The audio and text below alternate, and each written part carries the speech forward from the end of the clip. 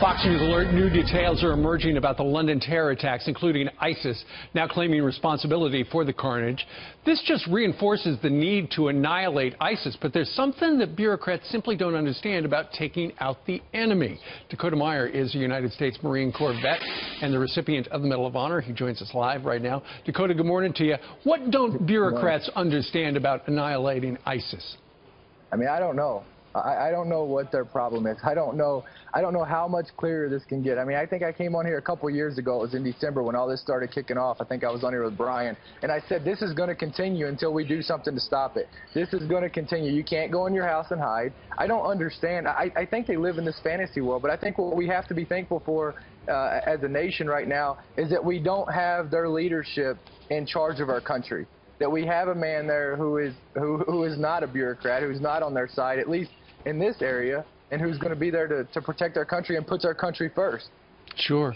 It's time that the terrorists understand that you say they should not underestimate our resiliency. Explain Absolutely. that. I mean, I'm going to tell you, I mean, I think that they've seen that during 9/11.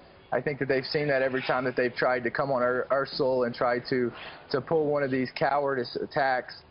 I mean, look, the resiliency of the American people, don't underestimate who we are, or a resiliency to fight, or a resiliency to go after freedom, or a willingness to bring, like I've said over and over, the gates of hell on you if you try to hurt our people, or you try to come in on our freedom. I mean, that's what makes us the greatest country on the face of the planet. And the good thing is I know I'm speaking on behalf of all my friends, because if they don't feel this way, they're not my friends. You've got plenty of men and women who will wear the nation's cloth and who's willing to go over and do this ass-kicking that needs to be done. Sure. You know, one of the things, and you have been on this program and talked about it in the past, and that is the fact that after attacks of various nature, some people just come out, their solution is a hashtag. A hashtag, Dakota, is not going to do it. No, I mean, you're not going to hashtag these people away. I mean, you can sit here and come up with this all thought-out strategy. I mean, this is something that I don't know what the strategy is. I mean, you're going to have to, I think General Mattis says it best, I mean, you're going to have to kill, and kill these people until the killing's so ugly, until they've shed so much blood, until it's cost them so much in lives that they say, you know what, we're done. Yeah. We're done. I mean, that's the only way these people understand. You don't go and hashtag them out. I mean, why is this the new norm? Sure. I mean, you take Kathy Griffin is standing here, and people are saying she's holding the head of the leader of our president, the president of the United States of America, and they're saying, well, why is everyone so sensitive? Well, when did we become insensitive to this type of behavior? Sure. The president himself has said regarding this, not the Kathy Griffin thing, but this terrorism, we've got to stop being so politically correct. And that's something you have said on this program for a very long time. Yeah, I mean, you know, the last administration wouldn't even call this radical Islam.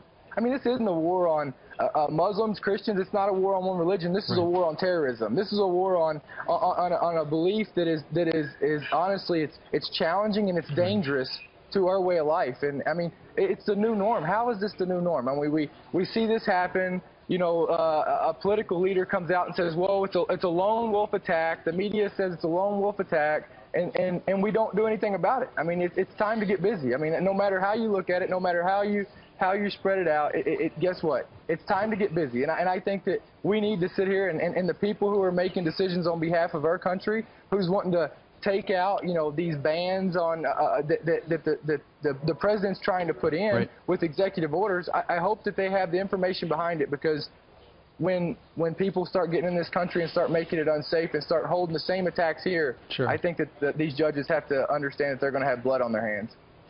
Dakota Meyer joining us today via Skype. Dakota, thank you very much for your service and joining us on this Monday. Thank you so much. You bet.